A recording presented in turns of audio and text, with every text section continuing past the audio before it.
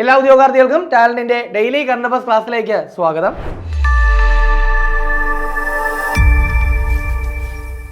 ഇന്ന് നമ്മൾ ചർച്ച ചെയ്യാൻ പോകുന്നത് 2025 ഒക്ടോബർ 5, 6 തീയതികളിലെ പ്രധാന ആനുകാലിക വിഷയങ്ങളും അവയുടെ അനുബന്ധ വിവരങ്ങളുമാണ്. അപ്പോൾ നമ്മൾ ക്ലാസ്സിലേക്ക് കടക്കാം.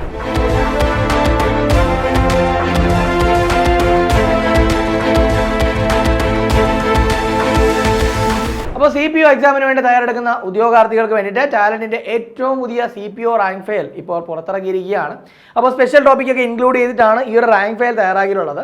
നിങ്ങളുടെ വീടിനടുത്തുള്ള ബുക്ക് സ്റ്റോളുകളിലും ആമസോൺ, ഫ്ലിപ്കാർട്ട്, മീഷോ എന്നീ പ്ലാറ്റ്ഫോമുകളിലും ടാലന്റിന്റെ വെബ്സൈറ്റ് ആയിട്ടുള്ള talentkerala.com ഈ ബുക്ക് ലഭ്യമാണ്. ഇനി അതല്ലെങ്കിൽ ഈ ഒരു സ്ക്രീനിൽ കാണുന്ന നമ്പറിൽ കോൺടാക്ട് ചെയ്യുക. അപ്പോൾ അസിസ്റ്റന്റ് പ്രിസൺ ഓഫീസർ എക്സാമിന് വേണ്ടി തയ്യാറെടുക്കുന്നവർക്കായിട്ട് talent assistant prison officer special topic പുറത്തിറക്കിയിട്ടുണ്ട്. അപ്പോൾ പൂർണ്ണമായിട്ടും സിലബസ് ഓറിയന്റ് ആയിട്ടാണ് ഈ ഒരു ബുക്ക് തയ്യാറാക്കിയിട്ടുള്ളത്. നിങ്ങളുടെ വീടിനടുത്തുള്ള ബുക്ക് സ്റ്റോളുകളിലും ആമസോൺ, ഫ്ലിപ്കാർട്ട്, മീഷോ എന്നീ പ്ലാറ്റ്ഫോമുകളിലും ടാലന്റിന്റെ വെബ്സൈറ്റ് ആയിട്ടുള്ള talentkerala.com ഈ ബുക്ക് ലഭ്യമാണ്. ഇനി അതല്ലെങ്കിൽ ഈ ഒരു സ്ക്രീനിൽ കാണുന്ന നമ്പറിൽ കോൺടാക്ട് ചെയ്താലും മതി. അപ്പോൾ കമ്പനി ബോർഡ് LGS എക്സാമിന് വേണ്ടി തയ്യാറെടുക്കുന്നവർക്കായിട്ട് ടാലന്റിന്റെ തമ്പാനൂർ ബ്രാഞ്ചിൽ ഈ വരുന്ന 15-ാം തീയതി മുതൽ കമ്പനി ബോർഡ് LGSന്റെ ബാച്ച് ആരംഭിക്കുകയാണ്. അപ്പോൾ ഈ ബാച്ചിനെ പറ്റി കൂടുതൽ വിവരങ്ങൾ അറിയാനായിട്ട് ഈ ഒരു സ്ക്രീനിൽ കാണുന്ന നമ്പറിൽ കോൺടാക്ട് ചെയ്യുക. അപ്പോൾ നമുക്ക് ആദ്യം നോക്കാനുള്ളത് ചില നിയമനങ്ങളാണ്. അതിൽ ഏറ്റവും പ്രധാനപ്പെട്ട ഒരു നിയമനം എന്ന് പറയുന്നത് 2024 സംസ്ഥാന ചലച്ചിത്ര അവാർഡ് നിർണയത്തിനുള്ള ജൂറി ചെയർമാനായിട്ട് തിരഞ്ഞെടുക്കപ്പെട്ടത് ആരാണ്? നമുക്കറിയാം ഇനിയിപ്പോൾ എന്താണ് നമ്മുടെ സംസ്ഥാന ചലച്ചിത്ര പുരസ്കാരം പ്രഖ്യാപിക്കും അല്ലേ? അപ്പോൾ നമ്മുടെ ദേശീയ ചലച്ചിത്ര പുരസ്കാരം ഓൾറെഡി തന്നെ പ്രഖ്യാപിച്ചു കഴിഞ്ഞു. ഇനി സംസ്ഥാന ചലച്ചിത്ര പുരസ്കാരം പ്രഖ്യാപിക്കാൻ വേണ്ടി പോവുകയാണ്. സോ അത് പ്രഖ്യാപിക്കണമെങ്കിൽ അത് നിർണ്ണയിക്കാനായിട്ട് എന്ത് വേണം? ഒരു ജൂറി വേണം. സോ അതുകൊണ്ട് തന്നെ ഈ ഒരു ചലച്ചിത്ര അവാർഡ് നിർണയത്തിനുള്ള ജൂറി ചെയർമാനായിട്ട് തിരഞ്ഞെടുക്കപ്പെട്ടത് ആരാണെന്ന് ചോദിച്ചു കഴിഞ്ഞാൽ അത് പ്രകാശ് രാജ്. ആരാണ്? പ്രകാശ് രാജാണ്. വളരെ കൃത്യമായിട്ട് ഈ ഒരു പേരെന്ന് നോട്ട് ചെയ്ത് വയ്ക്കുക. അടുത്ത നമുക്ക് നോക്കാനുള്ള പോയിന്റ് CISFന്റെ ഡയറക്ടർ ജനറൽ ആയിട്ട് ചുമതലയേറ്റത് ആരാണ്? അപ്പോൾ എന്തിന്റെയാണ്? CISFന്റെ ഡയറക്ടർ ജനറൽ ആയിട്ട് ചുമതലയേറ്റത് ആരാണ്? അത് പ്രവീർ രഞ്ജൻ ആണെന്നുള്ള കാര്യം ഒന്ന് നോട്ട് ചെയ്ത് വയ്ക്കുക. ഇത് വളരെ പ്രധാനപ്പെട്ട ഒരു നിയമനമാണ്. ദെൻ മറ്റൊരു പ്രധാനപ്പെട്ട കാര്യം, അതായത് കൊല്ലം ശ്രീനാരായണ സാംസ്കാരിക സമുച്ചയത്തിൽ സാംസ്കാരിക വകുപ്പ് ഒരുക്കിയ M രാമചന്ദ്രൻ അഥവാ അച്യുതൻ രാമചന്ദ്രൻ നായർ മ്യൂസിയം ഉദ്ഘാടനം ചെയ്തത് ആരാണ്? സോ ഇതിലേക്ക് വരുന്നതിന് മുൻപ് ഏറ്റവും പ്രധാനമായിട്ട് നിങ്ങളൊന്ന് ഓർത്തിരിക്കുക. അതായത് അച്യുതൻ രാമചന്ദ്രൻ നായർ അല്ലെങ്കിൽ A രാമചന്ദ്രൻ ഏത് മേഖലയുമായി ബന്ധപ്പെട്ട വ്യക്തിയാണ്? അദ്ദേഹം ഒരു ചിത്രകാരനാണ്. അപ്പോൾ ചിത്രകലയുമായിട്ട് ബന്ധപ്പെട്ട വ്യക്തിയാണ് ആരെന്ന് പറയുന്നത്? ഈ പറയുന്ന A രാമചന്ദ്രൻ എന്ന് പറയുന്നത്. അത് ആദ്യമേ തന്നെ ഓർത്തിരിക്കുക. സോ അദ്ദേഹത്തിന്റെ ഒരു മ്യൂസിയം എവിടെ സ്ഥാപിതമായി? കൊല്ലം ശ്രീനാരായണ സാംസ്കാരിക സമുച്ചയത്തിൽ എന്ത് ചെയ്തു? സാംസ്കാരിക വകുപ്പിന്റെ നേതൃത്വത്തിൽ സ്ഥാപിതമായി. സോ അതിന്റെ ഉദ്ഘാടനം ചെയ്തത് ആരാണ്? അത് പിണറായി വിജയൻ. ആരാണ്? പിണറായി വിജയനാണ്. വളരെ കൃത്യമായിട്ടൊന്ന് ഓർത്തു വയ്ക്കുക. അതായത് ഉർവശി, യയാതി തുടങ്ങിയ ചിത്രങ്ങളൊക്കെ വരച്ച വ്യക്തിയാണ് ആരെന്ന് പറയുന്നത്? ഈ പറയുന്ന A രാമചന്ദ്രൻ എന്ന് പറയുന്നത്. ഇനി അതുപോലെ തന്നെ ന്യൂക്ലിയർ രാഗിണി എന്ന് പറയുന്ന ഒരു ചിത്രം കൂടി അദ്ദേഹം വരച്ചിട്ടുണ്ട്. അതുപോലെ 2024 ഫെബ്രുവരി മാസം 10-ാം തീയതിയാണ് അദ്ദേഹം അന്തരിച്ചത്. അതുകൂടി നോട്ട് ചെയ്യുക. 2024 ഫെബ്രുവരി മാസം 10-ാം തീയതിയാണ് ഈ പറയുന്ന A രാമചന്ദ്രൻ എന്ത് ചെയ്തത്? അന്തരിച്ചത്. സോ ആ ഒരു കാര്യം കൂടി ഒന്ന് അപ്ഡേറ്റ് ചെയ്ത് വയ്ക്കുക.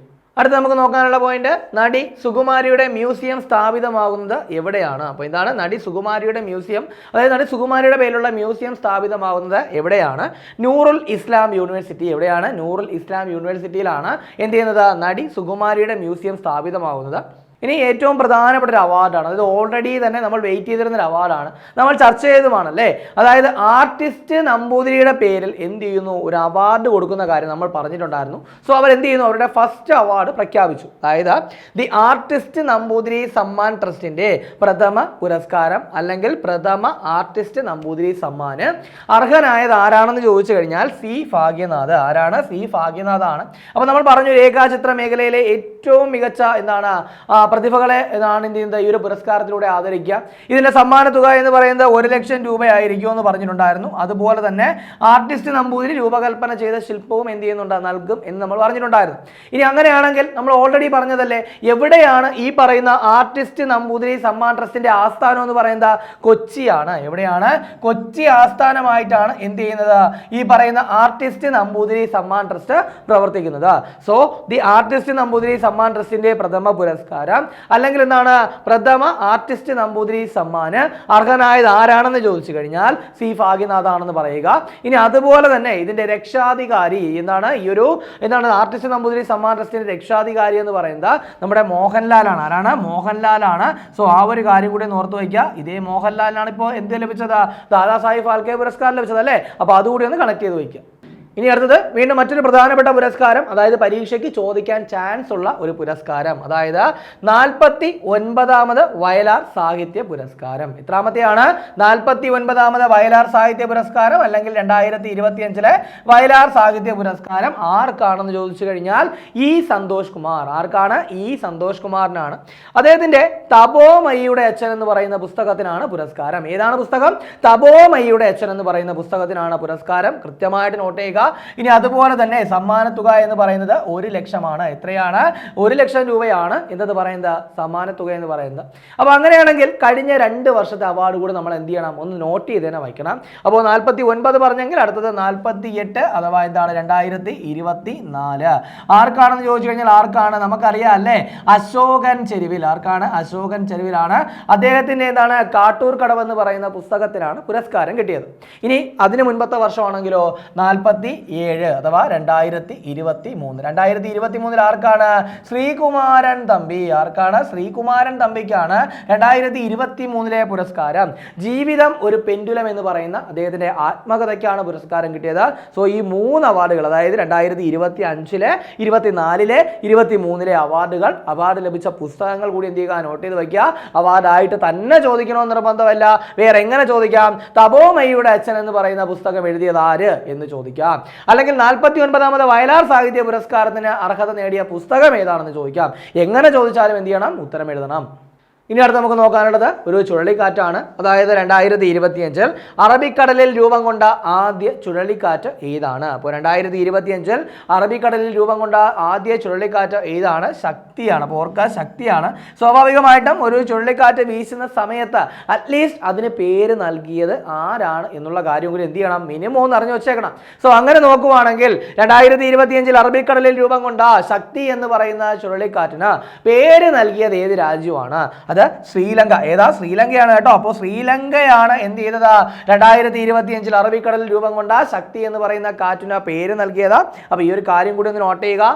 ഇനി മറ്റൊരു പ്രധാനപ്പെട്ട കാര്യമുണ്ട്, അതായത് കൺഫ്യൂഷൻ ആവാൻ ചാൻസ് ഉള്ള ഒരു കാര്യം കൂടിയാണ്. അപ്പോൾ ശ്രദ്ധിച്ച് തന്നെ ഒന്ന് നോട്ട് ചെയ്യുക. അതായത് ഇന്ത്യയിലെ ആദ്യത്തെ അണ്ടർ വാട്ടർ റോഡ് ടണൽ നിലവിൽ വരുന്നത് എവിടെയാണ്? അപ്പോൾ എന്താണ് പറഞ്ഞത്? ഇന്ത്യയിലെ ആദ്യത്തെ അണ്ടർ വാട്ടർ റോഡ് ടണൽ നിലവിൽ വരുന്നത് ഏത് നദിയിലാണെന്നുള്ളതാണ്. അത് ബ്രഹ്മപുത്രയാണ്. ഇങ്ങനെ പറയാനൊരു കാര്യമുണ്ട്, കാരണം ഇന്ത്യയിലെ ആദ്യത്തെ അണ്ടർ വാട്ടർ മെട്രോ നമുക്കെല്ലാവർക്കും അറിയാം അല്ലേ? എവിടെയാ? കൊൽക്കത്തയിലാണ് അല്ലേ? അപ്പോൾ കൊൽക്കത്തയിലാണ് ഇന്ത്യയിലെ ആദ്യത്തെ അണ്ടർ വാട്ടർ മെട്രോ എന്ന് പറയുന്നത്. അതായത് ഹൂഗ്ലി നദിയിലാണ് എന്നുള്ള കാര്യം നമ്മൾ എന്ത് ചെയ്തിട്ടുണ്ടായിരുന്നു? ചർച്ച ചെയ്തു അല്ലേ? അപ്പോൾ ഇനി അടുത്ത് നമ്മളിവിടെ ചർച്ച ചെയ്ത കാര്യം എന്താ? ഇന്ത്യയിലെ ആദ്യത്തെ അണ്ടർ വാട്ടർ റോഡ് ടണൽ നിലവിൽ വരുന്നത് ഏത് നദിയിലാണ്? അത് ബ്രഹ്മപുത്രയാണെന്ന് ഓർക്കുക. ഇതിന് എന്ത് ചെയ്തിട്ടില്ല? അംഗീകാരം കിട്ടിയിട്ടില്ല. ജസ്റ്റ് എന്ത് ചെയ്യുന്നു? ഇങ്ങനെ സ്ഥാപിക്കാൻ പോകുന്നു എന്ന് പറഞ്ഞു. അതാണ് നിലവിൽ വരുന്നതെന്ന് പറയുന്നത്. ഇൻ കേസ് അത് അപ്രൂവൽ ആയതിനു ശേഷം നമ്മൾ എന്ത് ചെയ്യും? അതിനെപ്പറ്റി ഡീറ്റെയിൽ ആയിട്ട് ചർച്ച ചെയ്യും. ഇനി അടുത്ത് നമുക്ക് നോക്കാനുള്ളത് 2026 ഫിഫ ഫുട്ബോൾ ലോകകപ്പുമായിട്ട് ബന്ധപ്പെട്ട കാര്യമാണ്. കാരണം ഓൾറെഡി തന്നെ നമ്മൾ ഇതുമായി ബന്ധപ്പെട്ട ചില കാര്യങ്ങളൊക്കെ പറഞ്ഞിട്ടുണ്ടായിരുന്നു. അതിന്റെ ഭാഗ്യചിഹ്നങ്ങൾ 2026 ഫിഫ ലോകകപ്പിന്റെ ഭാഗ്യചിഹ്നം എന്ന് പറയുന്നത് മേപ്പിൾ, ക്ലച്ച്, സായു എന്നിങ്ങനെ 3 എണ്ണമാണെന്ന് പറഞ്ഞിട്ടുണ്ടായിരുന്നു. 3 രാജ്യങ്ങളിലാണ് നടക്കുന്നതെന്ന് പറഞ്ഞിട്ടുണ്ടായിരുന്നു. എവിടെയൊക്കെയാണ്? കാനഡ, അതുപോലെ തന്നെ എന്താണ് അമേരിക്ക, ഇനി അതുപോലെ തന്നെ എവിടെയാണ്? മെക്സിക്കോ. അപ്പോൾ കാനഡ, അമേരിക്ക, അതുപോലെ തന്നെ മെക്സിക്കോ എന്നീ 3 രാജ്യങ്ങളിലായിട്ടാണ് എന്ത് ചെയ്യുന്നത്? 2026 ഫിഫ ഫുട്ബോൾ ലോകകപ്പ് നടക്കാൻ പോകുന്നത്. ഇനി അടുത്ത് നമ്മൾ ചർച്ച ചെയ്യാൻ പോകുന്ന കാര്യം ഇതാണ്. 2026 ഫിഫ ഫുട്ബോൾ ലോകകപ്പിന്റെ ഔദ്യോഗിക പന്തിന്റെ പേര് എന്താണ്? അപ്പോൾ എന്താണ് 2026 ഫിഫ ഫുട്ബോൾ ലോകകപ്പിന്റെ ഔദ്യോഗിക പന്തിന്റെ പേര് എന്ത് എന്നുള്ളതാണ്. അത് ട്രയോണ്ട. എന്താണ്? ട്രയോണ്ട എന്നുള്ളതാണ്. അപ്പോൾ ഇതിലെ ട്രൈ എന്ന് പറയുന്നത് 3 എന്നാണ് കേട്ടോ മീനിങ്. 3 എന്നാണ്. ഓണ്ട എന്ന് പറയുന്നതിന്റെ മീനിങ് എന്ന് പറയുന്നത് എന്താണ്? തിരമാല. എന്താണ്? തിരമാല എന്നാണ്. അപ്പോൾ ട്രയോണ്ട എന്ന് പറഞ്ഞാൽ ട്രൈ എന്ന് പറയുന്നത് മൂന്നും, ഓണ്ട എന്ന് പറയുന്നത് തിരമാലയും എന്നാണ്. സോ ഈ മീനിങ് കൃത്യമായിട്ടൊന്ന് അറിഞ്ഞു വെച്ചിരിക്കുക.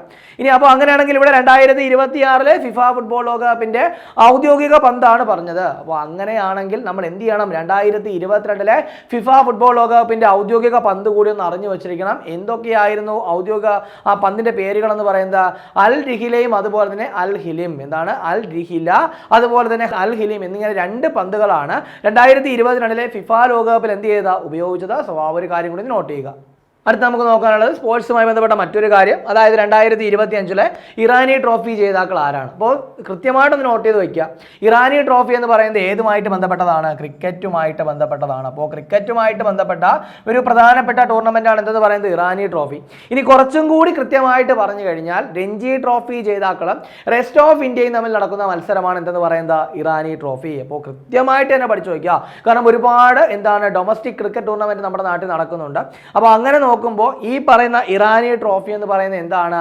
രഞ്ജി ട്രോഫി ജേതാക്കളും അതുപോലെ തന്നെ റെസ്റ്റ് ഓഫ് ഇന്ത്യയും തമ്മിൽ നടക്കുന്ന മത്സരത്തെയാണ് ഈ പറയുന്ന ഇറാനി ട്രോഫി എന്ന് പറയുന്നത്.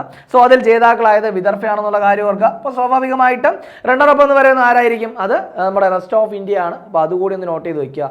ഇനി ഒരു വിയോഗം കൂടി നമുക്ക് നോക്കാനുണ്ട്. അതായത് 2025 അന്തരിച്ച പ്രശസ്ത ഹിന്ദുസ്ഥാനി ക്ലാസിക്കൽ ഗായകൻ. 2025 അന്തരിച്ച പ്രശസ്ത ഹിന്ദുസ്ഥാനി ക്ലാസിക്കൽ ഗായകൻ. അദ്ദേഹത്തിന്റെ പേരെന്ന് പറയുന്നത് ചന്നുലാൽ മിശ്ര. ഇതാണ് ചന്നുലാൽ മിശ്ര എന്നാണ്. അപ്പോൾ ഇത് കാര്യമായിട്ടൊന്ന് നോട്ട് ചെയ്ത് വയ്ക്കുക. ഇദ്ദേഹത്തെ സംബന്ധിച്ച് പറയുകയാണെങ്കിൽ ഇദ്ദേഹത്തിന് വളരെ പ്രധാനപ്പെട്ട രണ്ട് അംഗീകാരങ്ങൾ, അതായത് 2010 ഇദ്ദേഹത്തിന് പത്മഭൂഷൺ എന്ത് ചെയ്തിട്ടുണ്ട്? കിട്ടിയിട്ടുണ്ട്. 2010 ഇദ്ദേഹത്തിന് പത്മഭൂഷണും 2020 ഇദ്ദേഹത്തിന് പത്മവിഭൂഷണും എന്ത് ചെയ്തിട്ടുണ്ട്? കിട്ടിയിട്ടുണ്ട്. അപ്പോൾ ഈ ഒരു കാര്യം കൂടി നോട്ട് ചെയ്യുക. അപ്പോൾ ചന്നുലാൽ മിശ്ര ഏത് മേഖലയുമായി ബന്ധപ്പെട്ടിരിക്കുന്നു എന്ന് ചോദിച്ചു കഴിഞ്ഞാൽ എന്താണ്?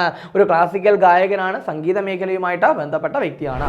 അപ്പോൾ ഇനി അങ്ങോട്ട് ഒരുപാട് എക്സാംസ് ഒക്കെ വരാനുണ്ട്. അതായത് വില്ലേജ് ഫീൽഡ് അസിസ്റ്റന്റ് ആയാലും അതുപോലെ തന്നെ ബെബ്കോ LD, ഇനി അതല്ലെങ്കിൽ 2027 LDC ഒക്കെ വരാനിരിക്കുകയാണ്. സോ ഈ ഒരു നോട്ടിഫിക്കേഷൻസ് ഒക്കെ വരുന്നതിന് മുൻപേ വളരെ കൃത്യമായിട്ട് തയ്യാറെടുക്കുന്നതിനായിട്ട് നിങ്ങളെ സഹായിക്കാൻ വേണ്ടി ടാലന്റ് LDC റാങ്ക് ഫയൽ പുറത്തിറക്കിയിട്ടുണ്ട്. 3 വോളിയമായിട്ടാണ് തയ്യാറാക്കിയിട്ടുള്ളത്. ഇനി അത് മാത്രമല്ല ഏറ്റവും പുതിയ SCRT ഫാക്ടുകൾ ഉൾപ്പെടുത്തിയിട്ടുള്ള റാങ്ക് ഫയലാണിത്. അപ്പോൾ ഈ ബുക്ക് നിങ്ങളുടെ വീടിനടുത്തുള്ള ബുക്ക് സ്റ്റോളുകളിലും ആമസോൺ, ഫ്ലിപ്കാർട്ട്, മീഷോ എന്നീ പ്ലാറ്റ്ഫോമുകളിലും ടാലന്റിന്റെ വെബ്സൈറ്റ് ആയിട്ടുള്ള talentkerala.com ലഭ്യമാണ്. അപ്പോൾ നമുക്ക് ചർച്ച ചെയ്ത പോയിന്റ് ഒന്നുകൂടി നോക്കാം. ആദ്യം പറഞ്ഞ പോയിന്റ് 2024 സംസ്ഥാന ചലച്ചിത്ര അവാർഡ് നിർണ്ണയത്തിനുള്ള ജൂറി ചെയർമാനായിട്ട് തിരഞ്ഞെടുക്കപ്പെട്ടത് ആര് എന്നുള്ളതാണ്. അത് പ്രകാശ് രാജാണ്. ആരാണ്? പ്രകാശ് രാജാണ്. ഇനി അതിനുശേഷം പറഞ്ഞത് CISFന്റെ പുതിയ ഡയറക്ടർ ജനറലെ പറഞ്ഞു. ആരാണ്? പ്രവീർ രഞ്ജൻ. ആരാണ്? പ്രവീർ രഞ്ജൻ ആണ്. ഈ ഒരു നിയമനം കൂടി ഓർക്കുക. അതിനുശേഷം പറഞ്ഞ പോയിന്റ് കൊല്ലം ശ്രീനാരായണ സാംസ്കാരിക സമുച്ചയത്തിൽ സാംസ്കാരിക വകുപ്പ് ഒരുക്കിയ രാമചന്ദ്രൻ അല്ലെങ്കിൽ അച്യുതൻ രാമചന്ദ്രൻ നായർ മ്യൂസിയം ഉദ്ഘാടനം ചെയ്തത് ആരാണെന്ന് പറഞ്ഞു. ആരാണ്? പിണറായി വിജയനാണ്. ഇനി അതിനുശേഷം നടി സുകുമാരിയുടെ മ്യൂസിയം സ്ഥാപിതമാകാൻ പോവുകയാണ്. എവിടെയാണ് സ്ഥാപിതമാകുന്നതെന്ന് ചോദിച്ചു കഴിഞ്ഞാൽ എവിടെയാണ്? നൂറുൽ ഇസ്ലാം യൂണിവേഴ്സിറ്റി. എവിടെയാണ്? നൂറുൽ ഇസ്ലാം യൂണിവേഴ്സിറ്റിയിൽ. ഇനി അതിനുശേഷം 2 അവാർഡുകൾ പറഞ്ഞു. അതിൽ ആദ്യം പറഞ്ഞ അവാർഡ് എന്തായിരുന്നു? ദി ആർട്ടിസ്റ്റ് നമ്പൂതിരി സമ്മാൻ ട്രസ്റ്റിന്റെ പ്രഥമ പുരസ്കാരത്തിന് അർഹനായത് ആരാണ്? സി ഭാഗ്യനാഥ്. ആരാണ്? സി ഭാഗ്യനാഥാണ്. കാര്യമായിട്ട് ഓർക്കുക. ദി ആർട്ടിസ്റ്റ് നമ്പൂതിരി സമ്മാൻ ട്രസ്റ്റിന്റെ ആസ്ഥാനം എവിടെയാണ്? കൊച്ചിയാണ്. അതിന്റെ രക്ഷാധികാരി ആരാണ്? മോഹൻലാലാണ്. സമ്മാനത്തുക 1 ലക്ഷം. അതുകൂടി നോട്ട് ചെയ്യുക. അതിനുശേഷം പറഞ്ഞത് വയലാർ അവാർഡാണ്. 49ാമത് അല്ലെങ്കിൽ 2025 വയലാർ അവാർഡ് ആർക്കാണ്? ഇ സന്തോഷ് കുമാർ. പുസ്തകം ഏതാ?